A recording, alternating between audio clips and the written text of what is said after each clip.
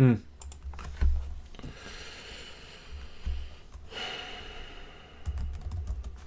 Oops.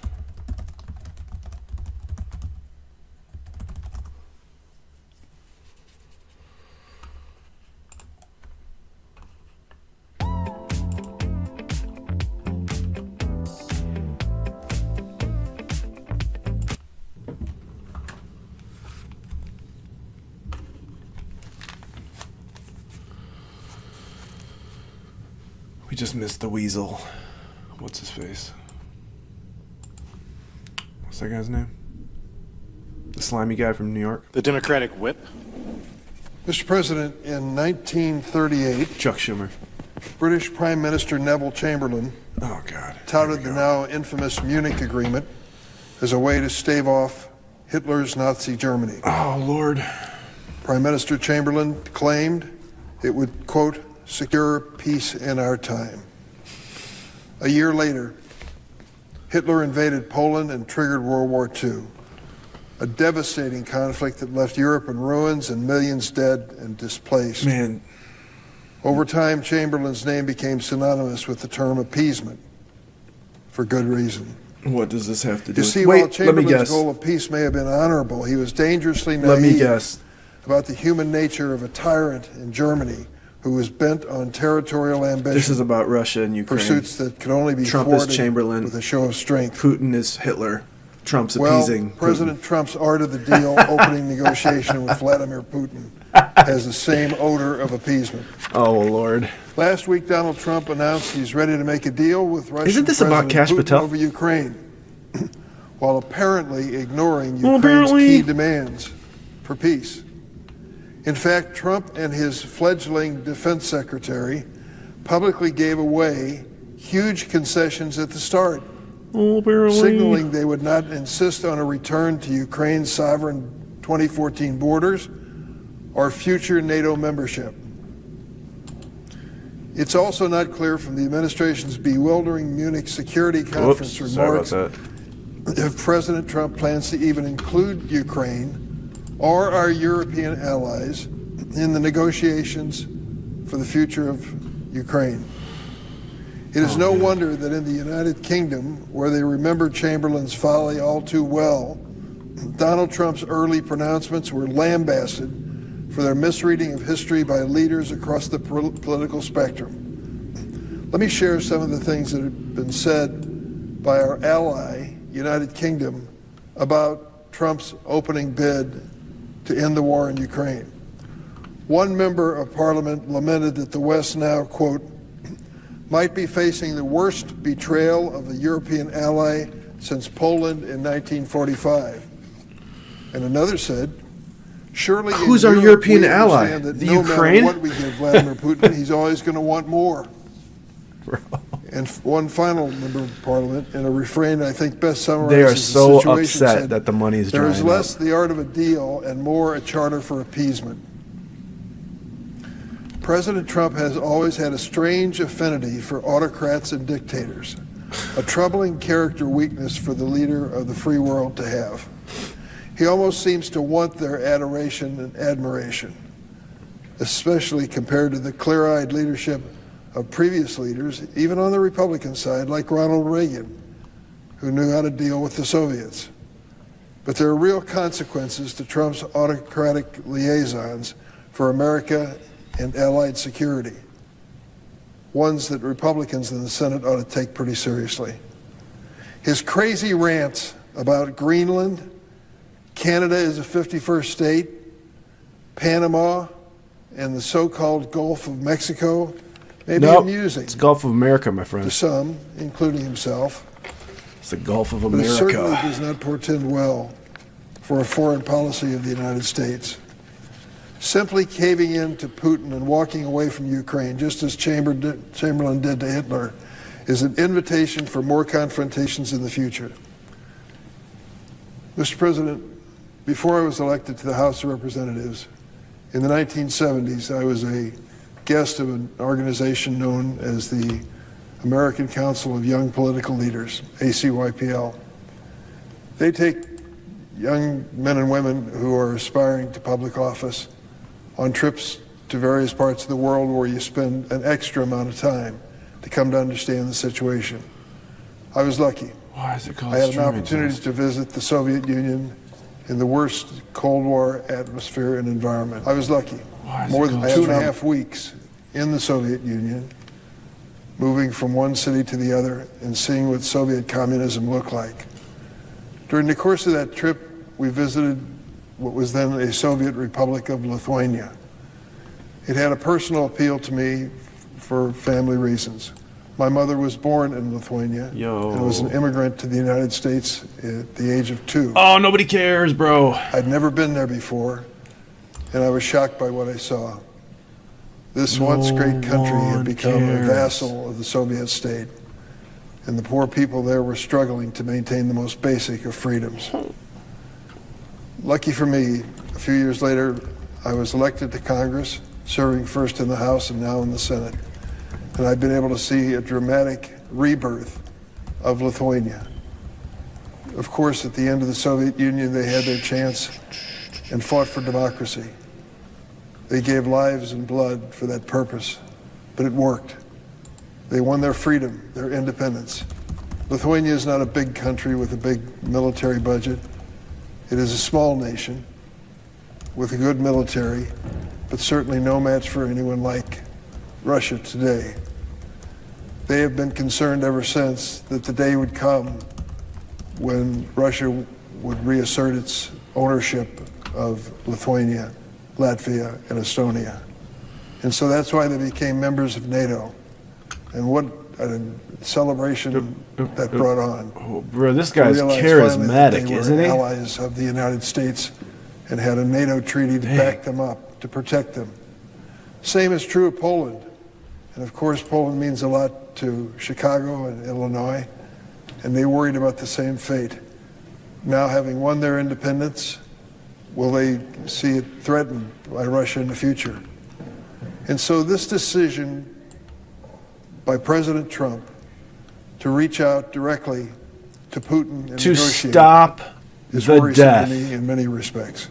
First, what does it say of the NATO alliance? These An people. alliance which used to bring together some of the greatest nations in the world. You know what to Ukraine stand said? by their Here, side, let me turn this guy one down for a by second. one, You know what to Ukraine protect the said? future. This is why they're so upset that he's ending this war, that he's facilitating, encouraging, negotiating, etc. the end of this war. This is why they're so upset. Because it's just a giant money laundering scheme. Just like everything that's being discovered by Doge right now. Zelensky said, I think, what is it, 170 billion we've sent to Ukraine. Zelensky said they've only received 70 billion of it. I think that was the number. Less than half. Where's the rest of the money? Where'd that go? This is why they're upset. They're like, well, we can't just like all these tens of millions of people on Social Security receiving Social Security payments that are long since dead. Where's that money going? It's just, life has become. Remember the Robin Hood, the Disney Robin Hood movie? This is what we live in. And Trump is Robin Hood, and he's like, no fucking more, oppressing these people, stealing from them, living your lavish, bureaucratic, swamp creature lifestyles. You're done, bro. You're done. So Robin Hood is now robbing King John's bedroom, or rightly plundering it back, right? Recovering the taxes. And these people are like, stop! He wakes up in that bedroom and he's like, no, don't do that. Many problems with Mr. Patel's record. Mr. Patel has no experience, none, in administration and management, particularly of an organization like the FBI that has 38,000 agents and employees. 38,000. Oh, that's too bad. It is the premier criminal Vote him in. investigative agency in our country and perhaps the world. They're the premier criminals After meeting in the with world. Mr. Patel and reviewing his record and questioning him under oath at his hearing, I am deeply concerned about his fitness to serve as FBI director. He has neither the experience, the judgment, nor the temperament to lead the FBI. My Senate Republican colleagues, sadly, are willfully ignoring myriad red flags about Mr. Patel, You lost. especially his recurring instinct to threaten retribution against his political enemies and President Trump's perceived enemies.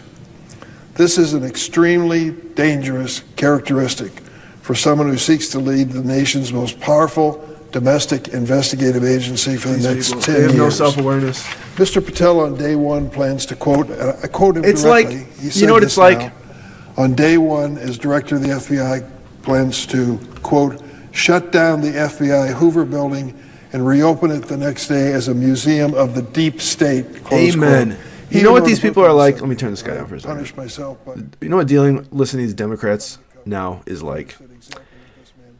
It's like, you know when you were a kid and you would play hide and go seek with like kids in the neighborhood? You'd be playing hide and go seek around the house or the yard or the neighborhood, right?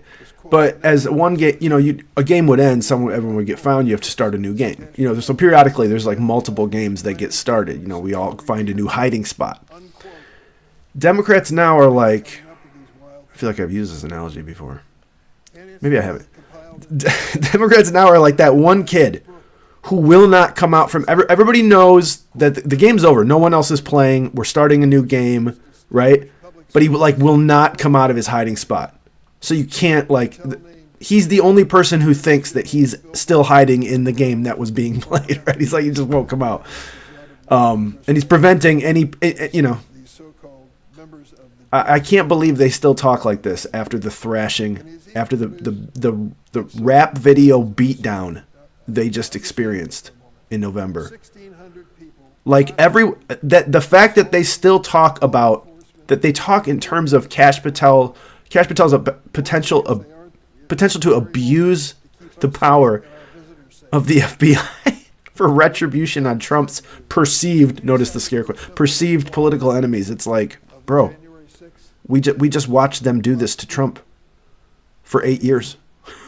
We just watched them try to use every lever and switch they could pull or push or flip in the government structure to destroy Trump. And they lost. And he won. And now they're like, Trump and his picks might use the government against us. They're very dangerous.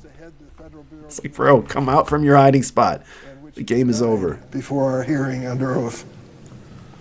He's even produced these recordings and called the choir, the January 6th prisoners, political prisoners. Let me take one example. They were political prisoners. Not anymore. Guy Reffitt was sentenced to 87 months in prison for his role went through this. in the January 6th assault on the Capitol. Was he one of the FBI informants? His 19-year-old son Jackson turned him into law enforcement. That kid's a after the piece of attack shit. on the Capitol, despite Reffitt's threats to shoot his son and his son's sister if they reported him to authorities. Father threatening to kill his son and daughter if they turned him in. What kind of kid turns After in his being dad? Pardoned, Guy Reffitt decided to come back to the Capitol and attend Kash Patel's confirmation hearing. He posted on social media afterwards, quote, present and in support of Kash Patel as the leftist commies continue to spew lies, information, and disinformation. Yeah, that's My about man, right. Clean house Kash.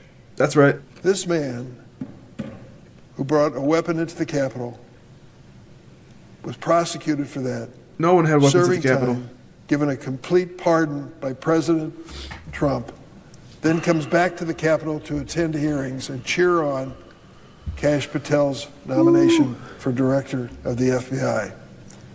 Before even being confirmed as FBI director, Mr. Patel is already seeking retribution on behalf of President Trump, despite Patel's status as a private citizen. Multiple whistleblowers have disclosed highly credible information to my staff, indicating that Mr. Patel has personally directed the ongoing purge of senior law enforcement officials at the FBI. Senior leaders with collectively hundreds of years of experience have been forced out at the FBI, creating a leadership vacuum.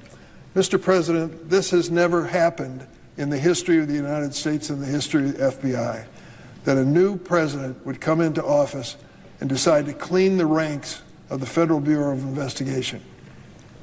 Yeah, This has been an apolitical it's about time. agency.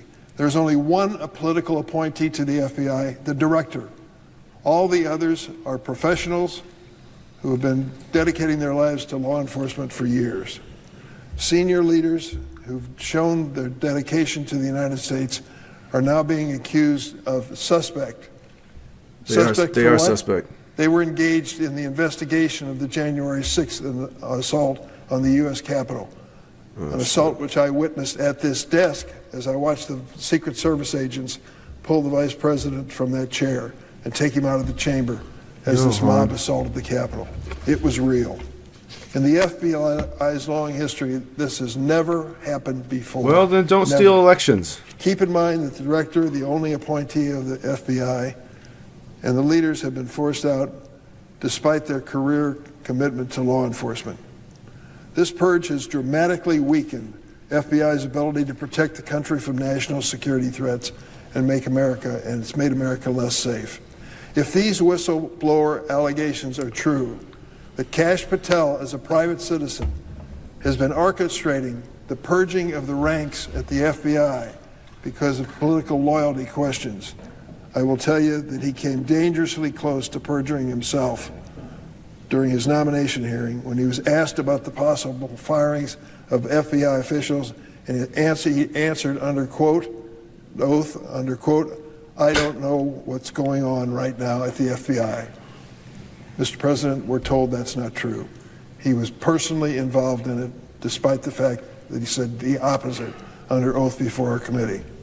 Mr. Patel has been open about his plans That's too vague a dismantle the statement FBI to be perjury. Seek retribution against It's not his and perjury. President I don't know Trump's what's going on at the FBI. His directives as Could have been in the private parking citizen garage. have already It's thrown the too Bureau vague of into statement. absolute chaos. Mr. Patel's Could have been recent actions and testimony in the before lunchroom. Senate Judiciary Committee confirm my belief that he is dangerous, inexperienced, and he's been dishonest in portraying his role in what's happening at the FBI. It will be a political and national security disaster if he's confirmed. And let me take it to a personal level. Oh, good. The FBI Agents Association came to meet with us and talked about the very real personal and family concerns of dedicated FBI agents. Oh, dedicated. They're fearful. They're so dedicated. The environment, climate have been created, which makes their own safety in question, puts their own safety in question. Let me give you an example of another one of these 1,600 people who were prosecuted for the assault on the Capitol. Edward Kelly, convicted of assaulting law enforcement and other felony and misdemeanor offenses related to his conduct on January 6th. The men and women who came in and were beating on the law enforcement officials who protect this Capitol. Kelly was one of them. As I said, he was convicted, scheduled to be sentenced this April until he was pardoned by President Trump last month. While awaiting trial on his January 6th related charges, Kelly was separately charged and convicted in his home state of Tennessee of conspiracy to murder law enforcement, including FBI agents and employees who participated in the investigation of his insurrectionist conduct. Kelly's Tennessee murder conspiracy case remains pending sentencing, but Kelly argues that the case is related to his Washington, D.C. charges and thus covered by President Trump's blanket pardon. Kelly is a perfect example of the danger of publicly releasing the names of FBI agents who worked on January 6 cases. And there were some 5,000 employees of the FBI and Department of Justice who were engaged in that.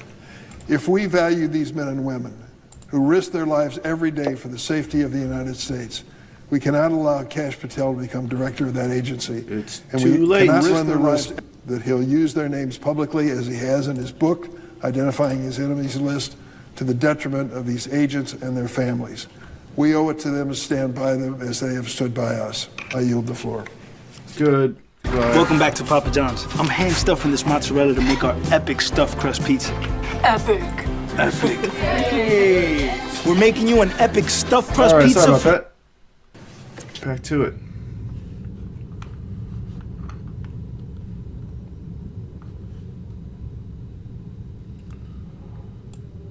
The senator from Washington. Mr. President, I come to the floor today to talk about the nomination of the President's nominee to run the Department of Commerce, an agency that is charged with a broad mission and a lot of complex issues that affect many sectors of our economy. The next Secretary of Commerce will have to deal with a wide-ranging growing list of issues, from trade and export controls, expanding broadband, weather forecasting, patent issues, export controls on AI, and figuring out some of the most thorny issues related to how we move our country forward generally in commerce. So it's fair to say that if the Commerce Secretary doesn't get it right, the American people and our American economy pay the price. Unfortunately, I believe that Howard Lutnick, the President's nominee, isn't the right person for this job at this point in time. Now, Mr. Lutnick and the President has made it very clear that one of Mr. Lutnick's key responsibilities will be for trade policy and the tariff policies that the President supports. In my conversations with Mr. Lutnick and before his Commerce Committee hearing, he made it very clear that he intends to be very enthusiastic about the President's plans for tariffs. When he talked about tariffs, I don't know that he knew how much the U.S. economy was going to start paying the price.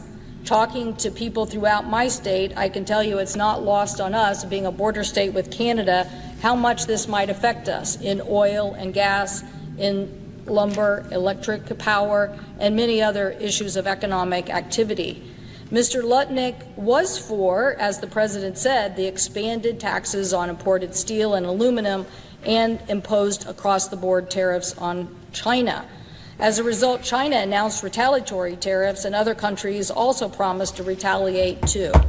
That is why when the Seattle Times ran just recently this story about the tariffs, I really understood exactly how Washington businesses were feeling.